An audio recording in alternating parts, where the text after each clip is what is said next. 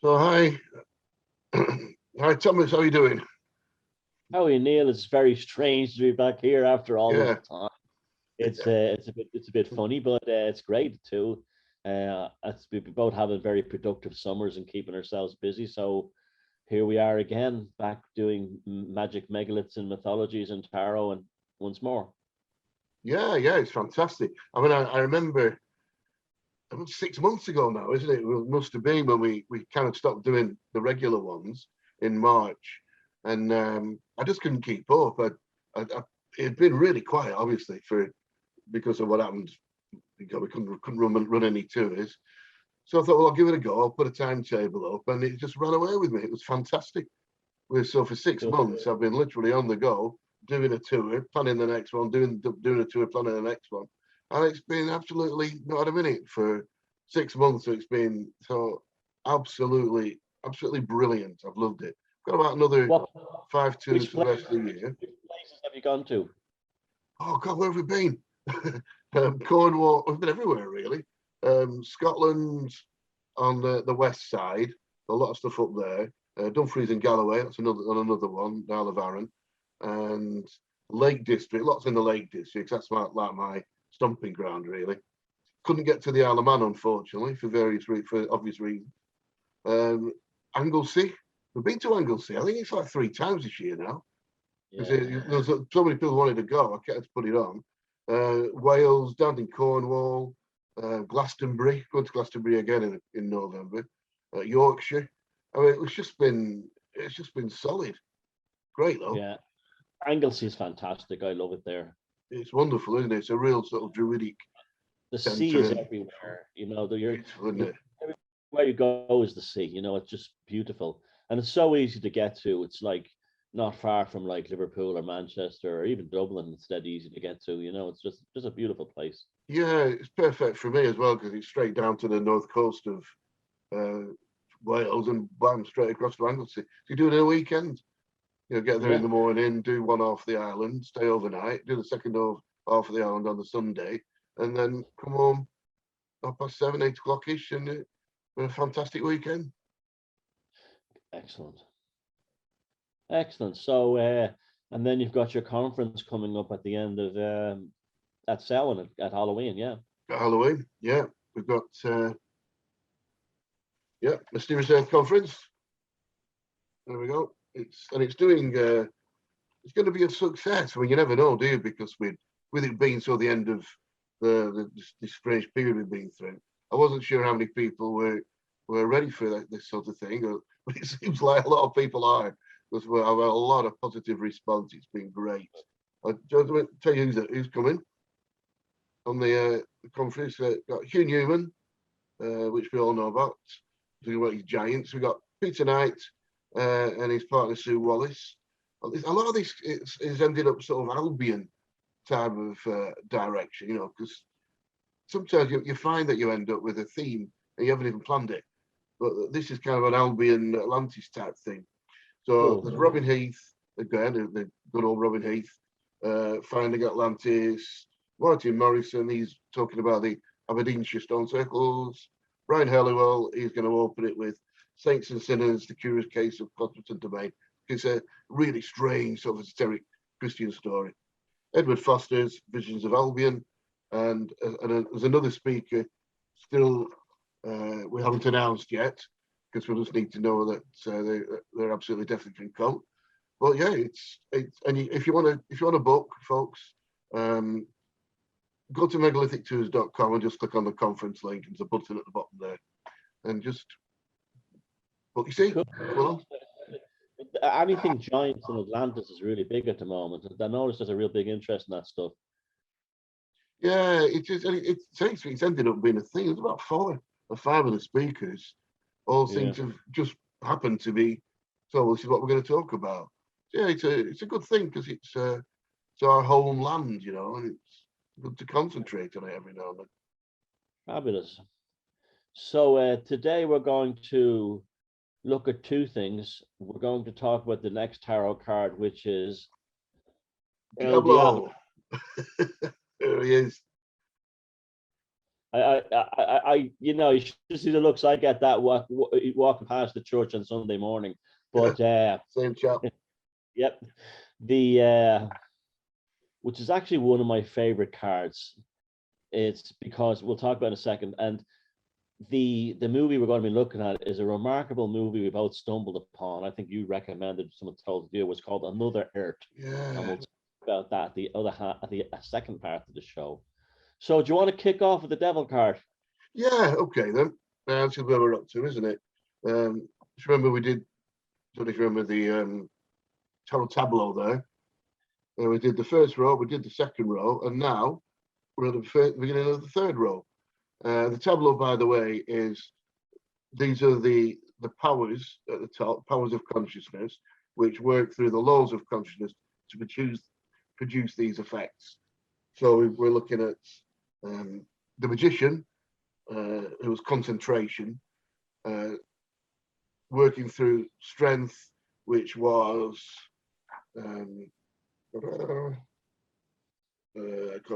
what do we say strength was? But anyway, it's ended up in this peculiar image. I won't keep putting it up because I'm going to I'll put a proper picture up. So that's what we've ended up with. It's the outcome is what the devil is, and we said the devil is it's bondage. It's supposed to be called bondage, which is limitation. That's kind of the Saturn aspect. It's and it's the outward show. So it's really a veil.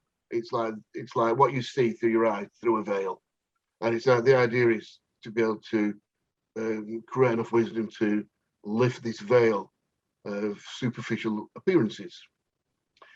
So the background on the card is black, which and that basically means it stands for the Saturn aspect of the whole thing, because the whole thing is limitation. Everything is actually limitation, because that's what we kind of live in, because everything is limited between two poles.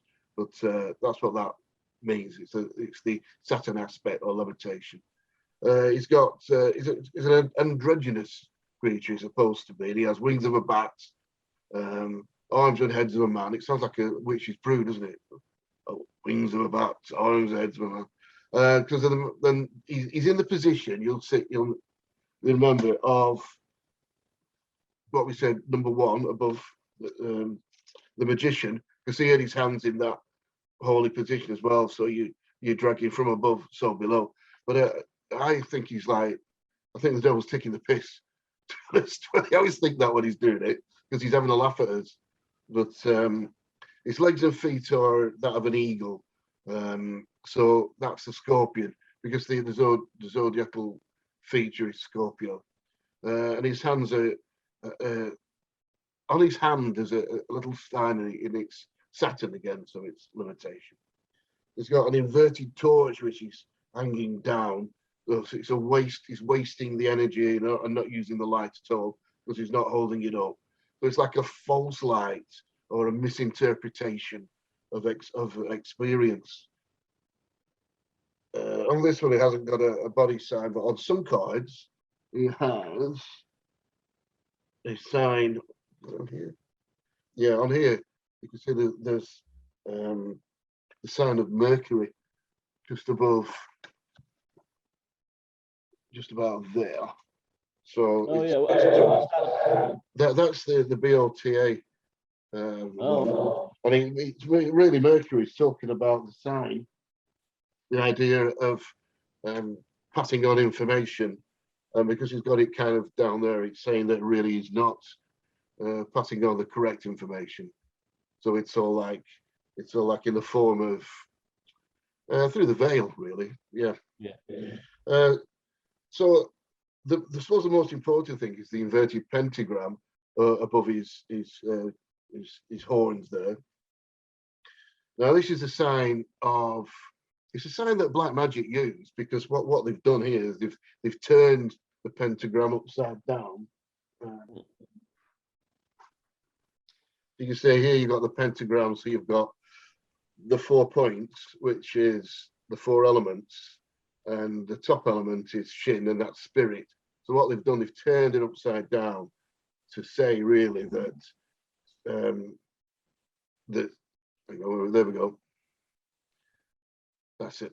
So they're saying that spirit is not as important or is not as ruling as the four elements. So then you're saying that man, or what we live in here, that is in construction, is more important than spirit. But of course, we like to put it on top because that's the way it should be. Yeah, so spirit is never dominated by matter, basically. Is that on a pedestal? Now you'll see the pedestal is like a half cube.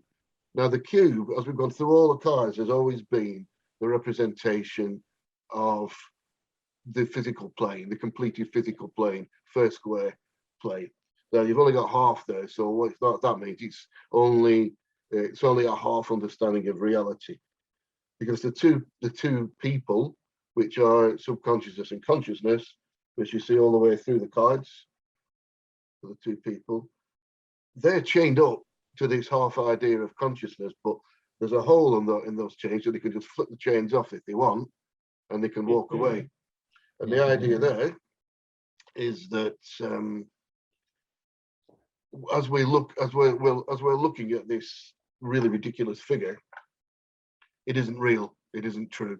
So the idea is to lift that veil and see what the truth is, which is usually the opposite to what you're looking at.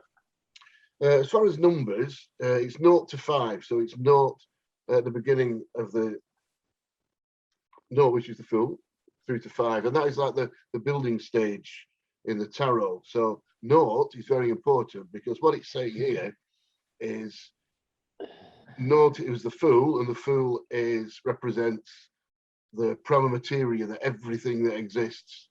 So what we're saying is that the devil and his appearance isn't any different. It's just as much us as the good is. So the devil, you have the church saying, "Oh, the devil is something you need to avoid." Well, actually, the devil is us, and that's something I keep saying it over and over again. If we don't start realizing we have a dark side, we're never going to confront it, and it's a dangerous position. Anyway, the building with blocks as you go through the first bit of the tarot is the representation of the devil as well. I think really that is the most important thing. So to kind of sum it up, what we're looking at is the secret is to get your pentagram the right way around, to have enough wisdom to look through the awful appearances that we see around us, sort of the real negative things. And by God, we see a lot of real negative things, really. But we're forced to see these images. But look through the images, and you'll see that it's a load of and you get to the point where it is funny, and you've got to be able to see, because another one of the words connected with the devil is mirth or laughter, because a lot of this stuff that you're looking at is so ridiculous. We should be laughing at it. You know, I keep saying that the attacks seem to come to lots of different aspects of the mystery traditions, because all the comedians nowadays have been co-opted, haven't they? You're not allowed to laugh at things unless it's the things that the powers that be telling you can laugh at. But what we need back is comedians, just to take the mickey out of all this lot, and the veil will lift, your pentagram will go the right way around, and we'll move on. Very good. Don't they always say that the first victim of tyranny is the comedians, the jokers? Yeah. And has it been? Absolutely has been this time, hasn't it? Oh yeah, they wiped out all the good comedians and replaced them with these politically correct comedians, and that made it so we couldn't mock the king anymore. Yeah. Now, the devil card is one of my favorite cards because it's the most human, one of the most human of all the cards, because it's all about human folly in many ways, and human problems and human issues. Like the word the devil comes from the French word "daival," which just means not being true to yourself or not being true to your existence. There's no such being as the devil.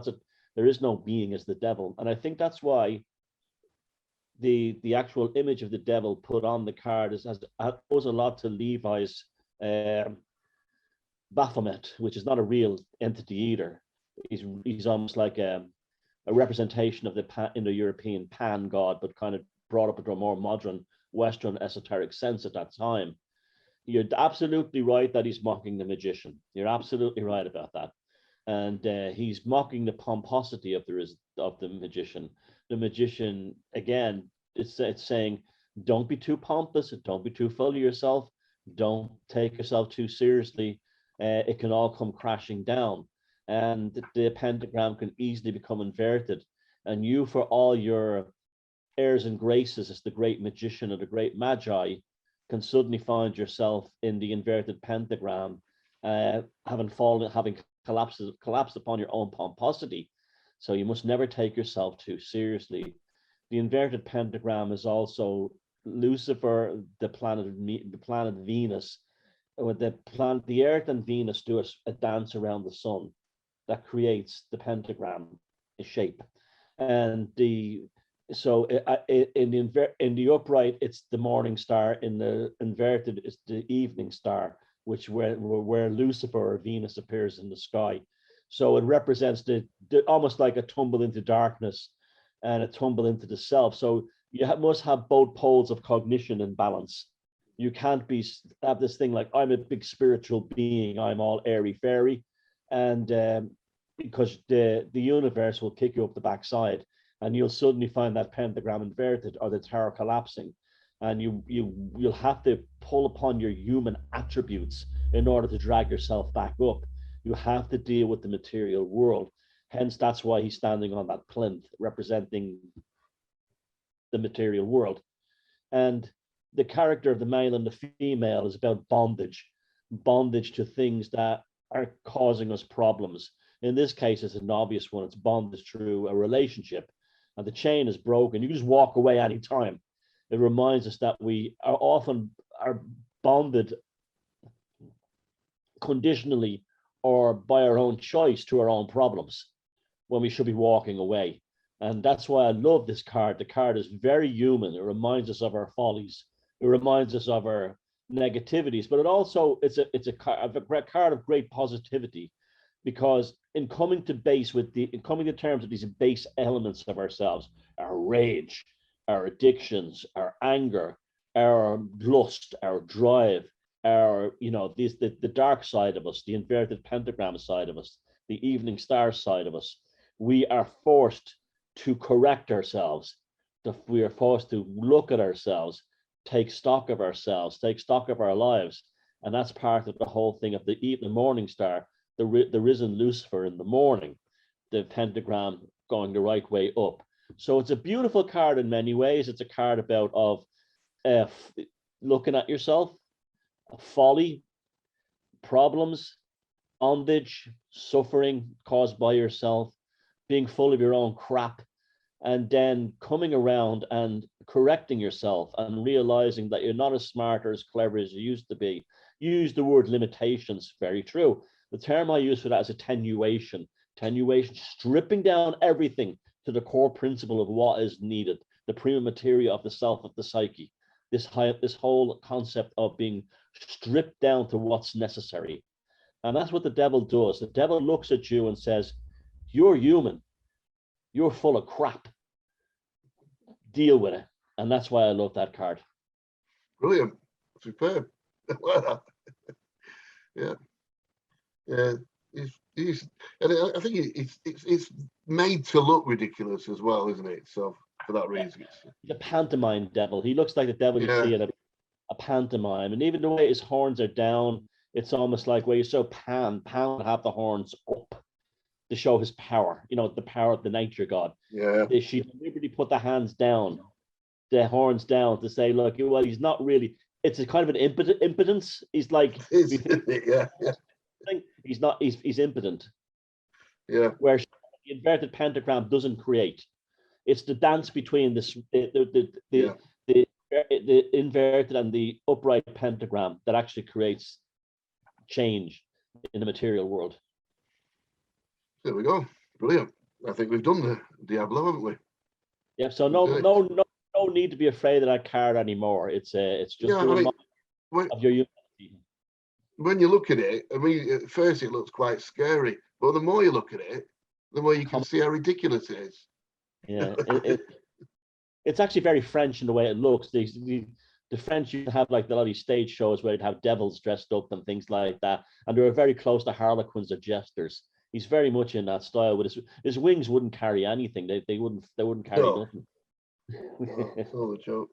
I was thinking actually when I went round down the canal this morning, I went for a kind of do me 10,000 steps, which every day I've done 2 days now, so that's a start. But thank you. But I thought what I'll do, you know, my tarot course is on the academy.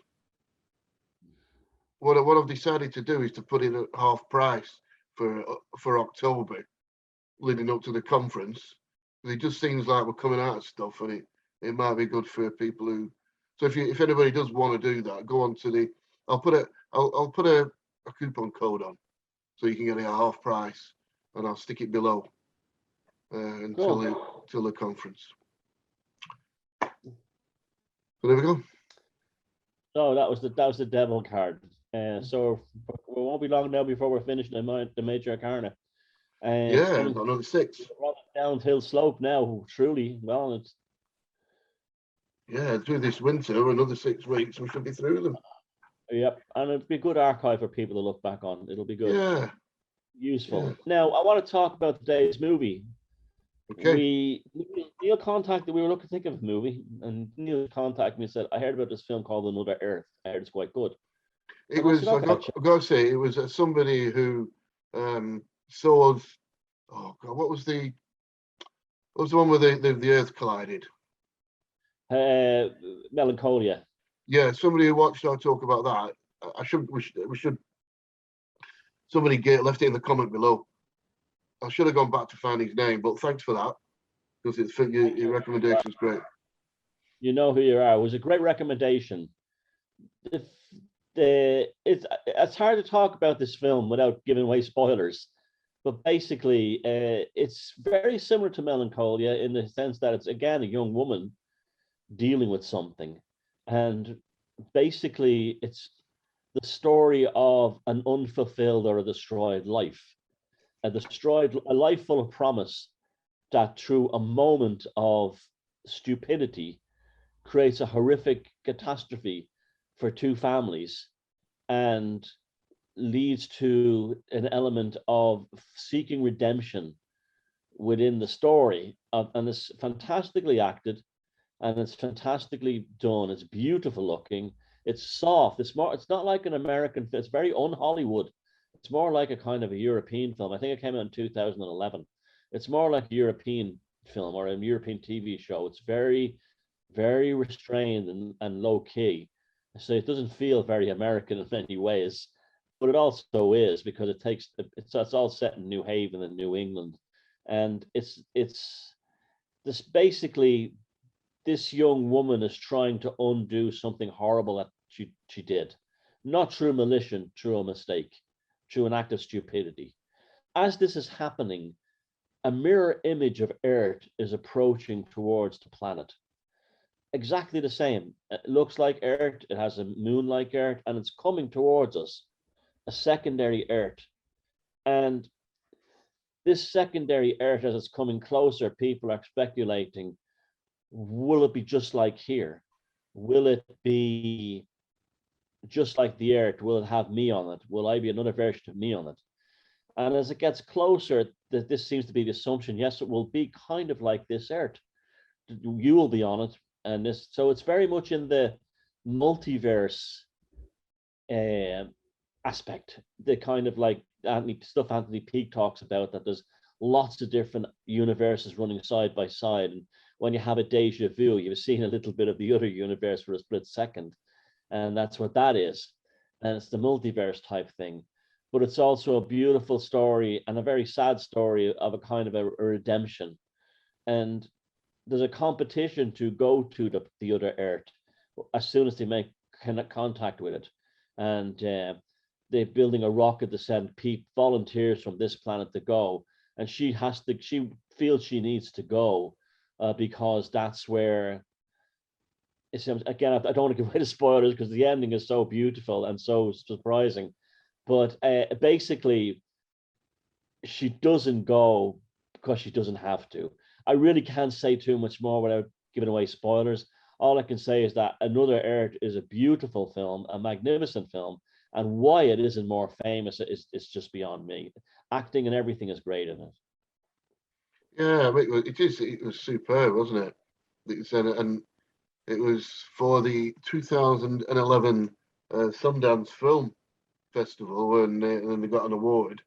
So it's 10 years old, and so we thought we would have known about it, wouldn't you? And the great thing is, Britt Marling, who's the girl who plays Rhonda, she co-wrote, pretty much wrote it herself with a bit of help, and she produced the film as well. So and then she acted in it. So it's kind of her thing, isn't it? Person. Oh, amazing, isn't it? That? And young girl, everything to go for, really. Just got into MIT, so she had a party for that night. Driving, and she was really into astronomy, wasn't she? She had planets and things in her room, and she was big into it. And driving home that night, they heard the announcement, didn't they, that the moon, there's a second Earth, and she was looking up at the Earth, and that's when the accident happened, and she ran into this guy, killed his family, and went to prison for 4 years. It's really strange about that prison, going to prison for 4 years. It was showing her, then it showed her in a cell with a number on the floor, and then it showed her coming out. So that it didn't show anything of the prison, did it? It was like, oh, she's going to prison. Well, she's been to prison. That was straight moved on. Are we going to go into what the film? We're going to talk through it, or would that be too much of a giveaway? Well, you can say, I want to say more, go ahead. I just say that she's a good person. That's a tragedy of it. And she goes to prison at 17 and comes out at 21. So she's got an awful prison record. Her life is destroyed at 21. And she's also full of guilt over what happened. Oh, yeah, that was it. Yeah, much guilt. Yeah, it was all about remorse. She went from having the world as her oyster to absolutely being in the depths of despair. Yeah, she came out, and it was all about she couldn't forgive herself, so she got a job from where she was. She ended up working as a cleaner in a school, and it was like, and then she would put a hood up all the time, as if she wasn't. She was keeping herself in prison because she hadn't forgiven herself. And then she went home to her room was in the attic, and she got rid of everything in her room. So it was, and they put a mattress on the floor. So she kind of put herself back in prison, back in the cell again. Yeah. Because she wouldn't allow herself to. Felt she hadn't suffered enough for what she'd done. She didn't do it on purpose. Yeah, it was very Catholic. Yeah, I know, very. And she uses public transport. She won't drive again because she doesn't want to do anything like that ever again. And it's like she has a kind of a flagellant mentality. Yeah. It's, like I said, it's very Catholic, punishing herself with penance almost. And then it all went strange, because then she did do wrong, actually, because to try and get herself to get over her guilt, she went to see the guy whose name I can't remember. Oh, John Burroughs, who was the guy who had the family, who lived in like an old, well, I love a rickety house, but it wasn't. She knocked on the door, and she was going to say, "Hi, I'm Rhonda. I want to apologise for what happened," but she didn't. She said, "I'm a cleaner," which is because she was bottled out. Trial for a cleaning service. Yeah, and then it all went weird from there, because she ended up being his cleaner and ripping the checks up on the way home until they finally got together. Now that is kind of unforgivable in her, because she hadn't told him then what she'd done, yet she led him down the garden path, and he ended up falling in love with her.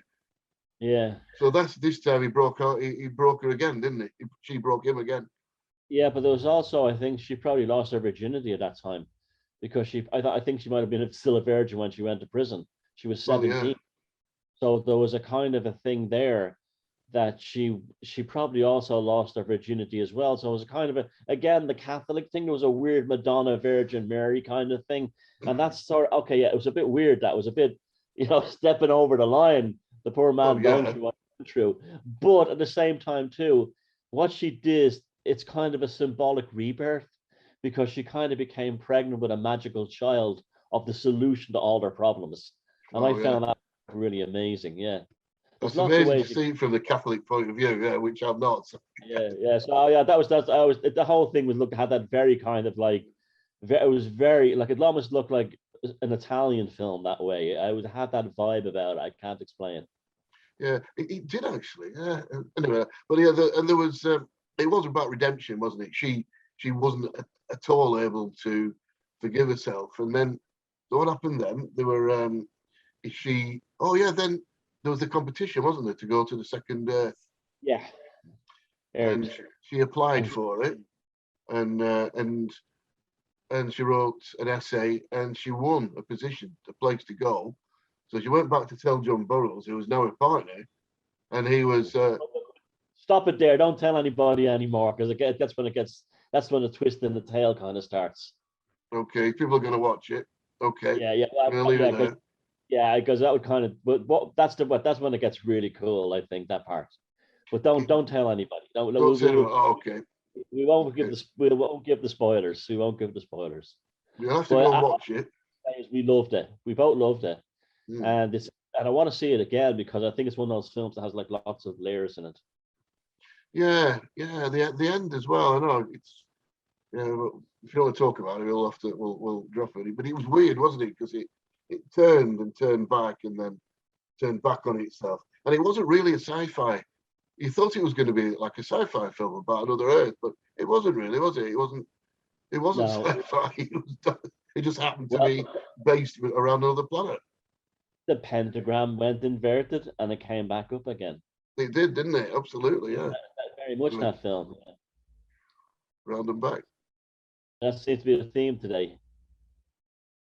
It does, yeah. So definitely go and watch it because Another Earth. It was what was the name of the guy who made the film? I can't remember his name. To my shame, I don't know. I had it written down somewhere, but no. But anyway, look, put in Britt Marling, and you'll find it because she was like the main person behind it. 2011. And if you have seen it or you're going to see it, leave comments about it in below. This video is going to be on Neil's channel, and so that's basically it. Anything else you want to say before we wrap up? Just that it's been an amazing year, and I've still got like 4 or 5 tours still left below the conference. So look on the website, come and join us. It's been we've had a great time, and there's been people on the tours that have watched these videos and got in touch with me because of that. So that's been good. Excellent. That's been a good thing. And the next thing I'm doing is the Beyond Room 313 virtual pub, which is every Sunday night at 9 o'clock, and we allow 7 people in.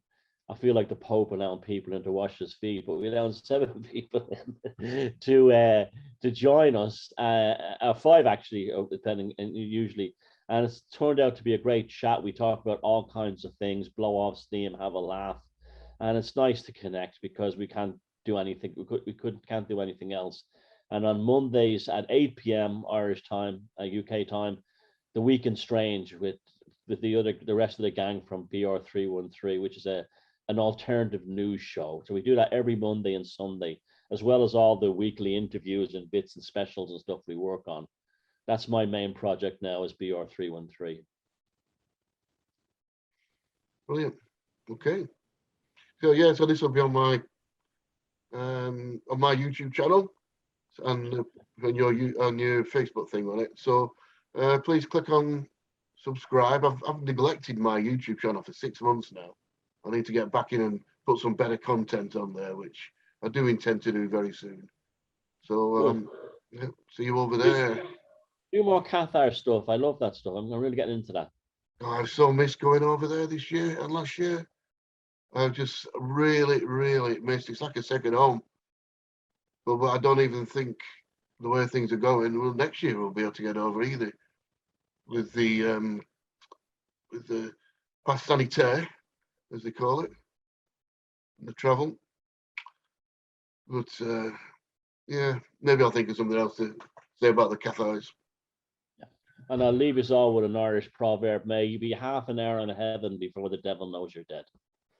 That'll do. See you next time. See you, Neil. See you, chaps. See you soon.